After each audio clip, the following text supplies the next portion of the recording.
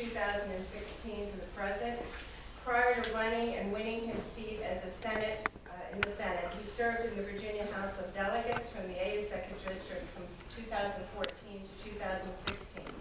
Obviously a glutton for punishment because he ran for those state offices after he served on the Virginia Beach City Council from 2016 to 2014. I believe we all recall John Moss and Bill's attempts to substitute a tax-neutral budget when he served on council.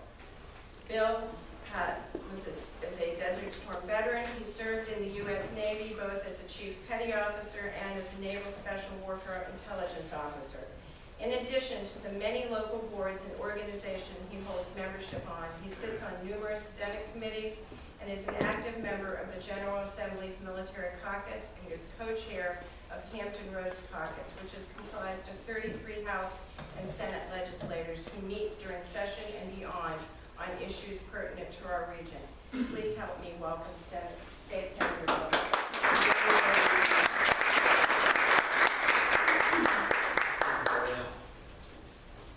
Well, what a beautiful day today. 51 degrees, the sun's out, it's going to be 72 degrees today. You can't ask for anything better in Virginia Beach, right? What a gorgeous day. Just wanted to hit a couple of facts before we start. How many of you knew that Virginia Beach is the best place to do business in the country? We're the best run city in the country. We're number 4 for education. Well, we weren't that way a few years ago, and we worked hard to get to that position. When I first started running 15 years ago, I said, one of the things I'm going to focus on doing is creating an environment for our businesses and our families to thrive. I've been doing that for the last 15 years, City Council, House of Delegates, and now in the Senate. We've had a lot of great accomplishments, and we have a lot more to do. On transportation, for example, the 264-64 flyover is almost complete. We've widened 64 almost all the way to Richmond from Hampton Roads. We've put $3.8 billion into the widening of the Hampton Roads Bridge Tunnel. We've resurfaced I-264 between Norfolk and Virginia Beach. How many of you remember about 6 years ago, when the concrete on the road was peeling up and cars were like getting flat tires and having major damage issues? It took us about 1.5 years to get that completed, but that was completed also. So we put a lot of money into transportation, a little over $11 billion in the last 6 years. Prior to that, we hadn't done much for 30 years. So it's about time we were seeing the results from that. Today I wanted to kind of talk about a few issues and then really set the record straight on some of the things that are out there. I wanted to also open it up and get people to hit certain subjects or talk about things that they've heard. I think it's important that we set the record straight and get facts and figures out there the way it's supposed to be, not having the misinformation that a lot of folks tend to want to put out and spread rumors on. So with that, I'd like to talk a little bit about our school system. We have a school board member here today and a school board member that we'll hopefully have after November here today. I get a little disappointed at times when folks come up and say, hey, you cut money to our schools, hey, our teachers are impoverished, hey, our teachers have to be subsidized by SNAP and TANF and all these other programs. Our teachers do pretty good. We are not the highest paid in the country, but we're also far, far, far from the lowest paid. I also think it's interesting, some of the things I hear when I'm out in town, knocking on doors, talking to people, about things like the right to work. A lot of people have a hard time understanding what the right to work is. Well, there's a very simple explanation. Today in Virginia, if you want to join a union, you can join a union. If you don't want to join a union, you don't have to join a union. If we eliminate the right to work, you will have to join unions. You will be in a union state. In order to work, you will have to be part of a union. We don't want that to happen.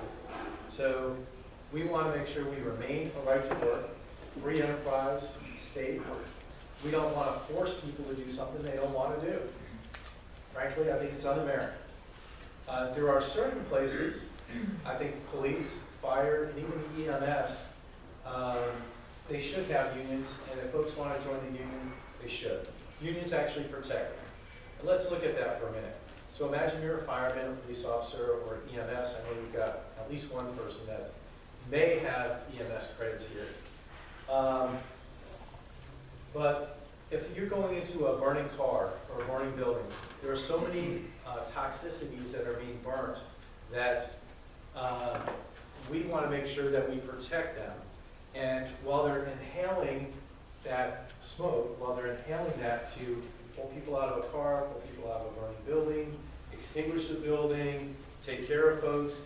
And if you've ever seen a fire, a car fire, when the ambulance rolls up, when the police roll up, you know, that smoke is blowing all around and people are inhaling that.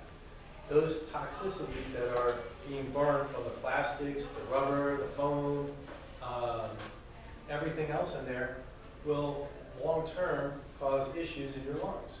We want to make sure that we figure out how to cover them after they've provided their service to us.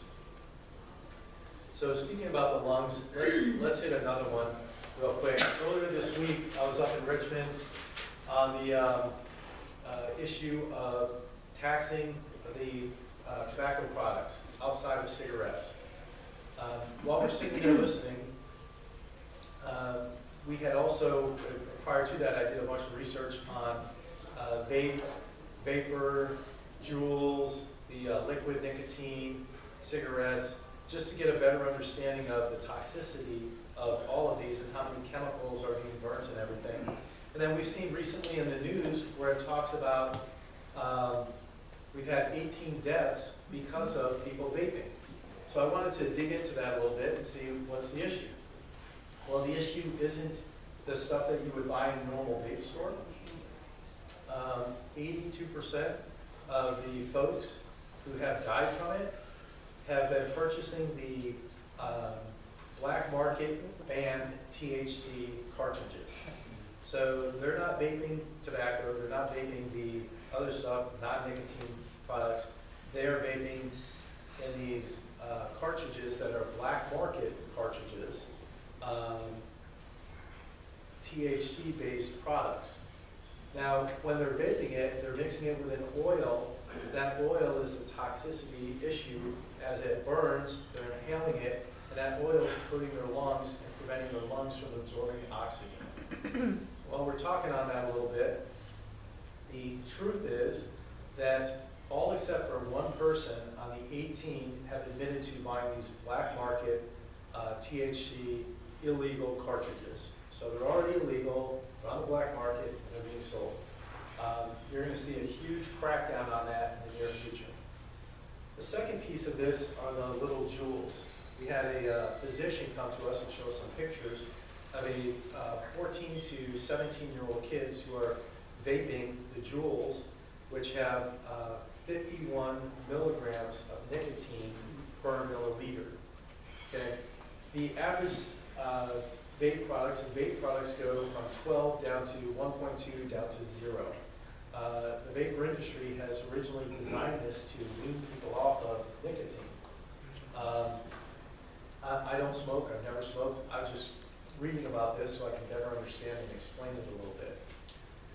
The Juuls that are 51 milligrams per milliliter, you can't even buy those in Europe. Europe limits it to, I believe it's 24 or 25 milligrams per milliliter. Well, when we saw the pictures of the throats of these kids who were doing this to get that high sensation from the high doses of nicotine, they were all blistered up. So you had restricted breathing because of the blisters in the throat. I don't know what the solution is going to be in the end, but I think we may be following European laws and restricting the amount of nicotine in any of those Juul type devices or any of the liquid nicotine down below 51%. I think we may have it 25% or below, like they've done in Europe. There's a whole bunch of studies on that. That's one of the other things I wanted to kind of clear up. Other than that, we had a pretty successful session. We got a lot of work done. We went up and did a special session after the shooting. I put in 27 different bills. We sent those bills, once we didn't pass on the spot, we sent them to the Crime Commission, which was stood up under Senator King when he was governor after the Virginia Tech shootings. And the reason that was stood up was so we had subject matter experts from all of the fields, from psychology to doctors to law enforcement professionals to investigators to CSIs. We had the subject matter experts looking at this and making recommendations, so you didn't have just all of your legislators trying to become subject matter experts in all of these areas when we're making decisions on how do we respond and what do we do with the laws. And in the end, I believe that there's a couple of things at play here. One of them, it's a mental health issue. There's no one who can tell me that somebody having a bad day is going to go in and kill everybody that they work with. That's a mental health issue. There's something that takes an average, normal person and brings them to a level where something flips in their mind and they decide that it's time to go kill everybody they work with. It's a horrible thing, but it's a mental health related issue, I believe. And the other thing I believe about that is, and we put a study in for this, which I believe is being started now. That study says we want to look across the country at every other jurisdiction that has had a mass shooting or a mass incident, a travesty like this. And we want to see what are the indicators, what are the issues, and what are the catalysts that take the average normal person, otherwise a sane person, and flips that switch to where they want to go in and kill everybody in a facility where they work, in a bar, in a restaurant, at a marathon. We've got to try to figure that out. We've got to identify what those indicators are and see if there's a way to de-escalate that and fix this problem. So that was one of the things that we pushed forward, is that study. That's one of the things we're doing. The other balance here is we've got to balance how do you take and keep guns out of the hands of criminals while protecting the rights of our law-abiding citizens. We don't want to interfere or impact the rights of our law-abiding citizens. We've got to find that balance and figure it out. This is a lot. We've got a lot of challenges we face every day. That's another one of the big ones. Well, we're on mental health. We're going to talk a little bit about some of the issues and the frustration behind that. In Virginia, our largest mental health provider is the jail. That's a horrible thing. We've got more people in jail who should not be there because there's no other place for them to get the services they need. And let me walk you through a day of what happens. So these individuals, when the sheriff can no longer take care of them, they release them.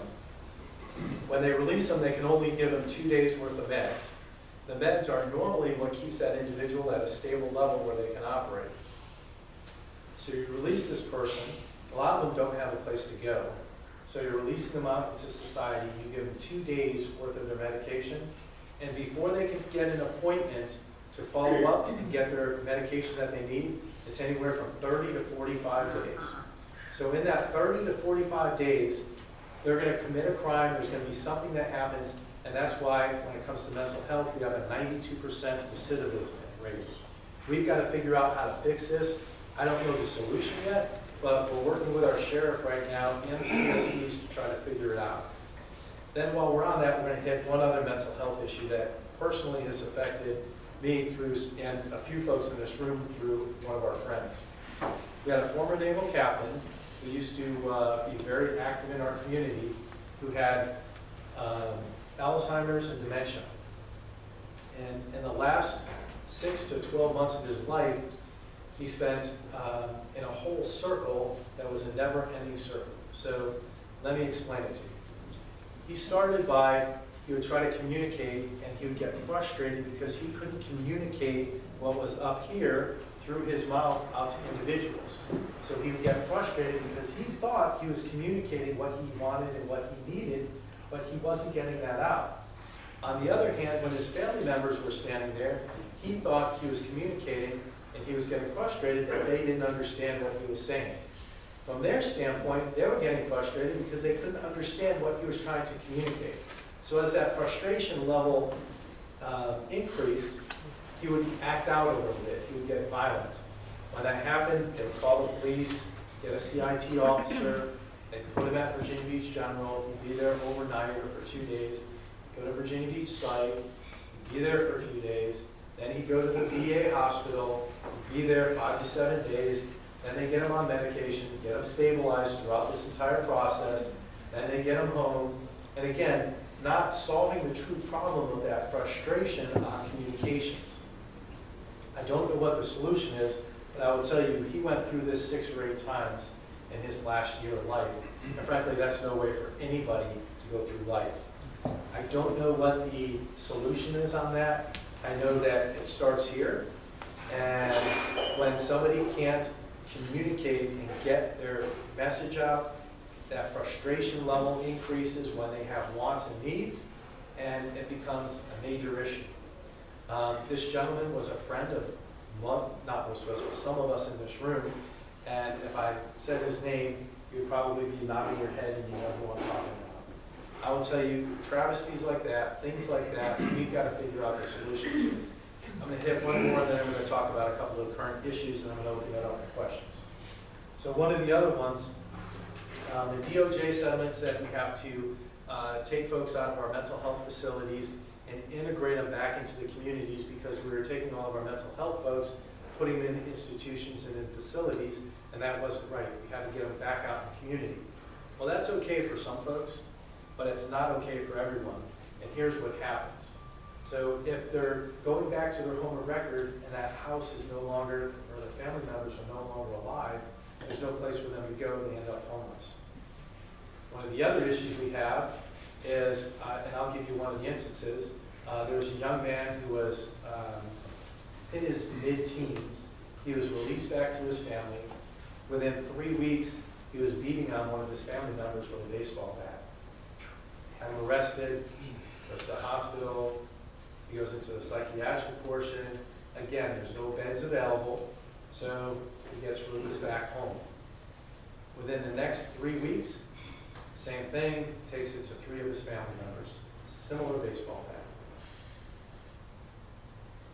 Goes through the same process, there's no beds available, but this time the family says, look, we can't have him back in here.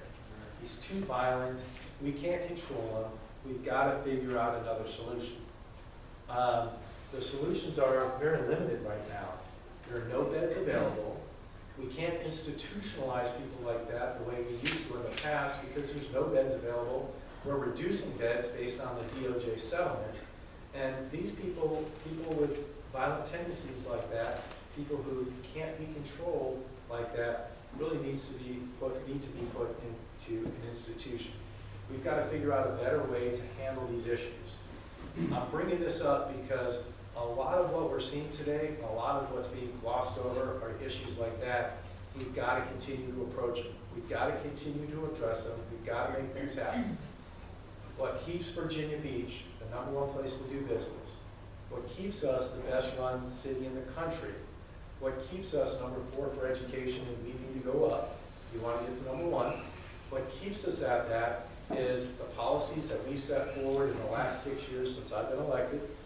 And I'm telling you now that we're not perfect and we have a long way to go. And on the mental health side, that's a huge issue we have to solve. I don't know the solution. I know we have a lot of professionals from multiple areas that need to work on this together with us, but we've got to figure it out. So with that, we're going to hit one quick thing on some of the current events and current issues out there, and then we're going to open it up for questions. So if you've watched the news recently, there's a lot going on. We see a lot of political ads. How many of you guys have seen a political ad on TV or in your mailbox? Yeah, pretty much every hand goes out, of course. If you read these, I just say read them carefully. Watch when you watch it discriminatingly. Look at every single word. Because what's happened is there's a large play on words to make things seem what they're not. It's very disingenuous. It's not good. I don't think you should ever mislead the public. I think we need to do a better job at clarifying things and putting out accurate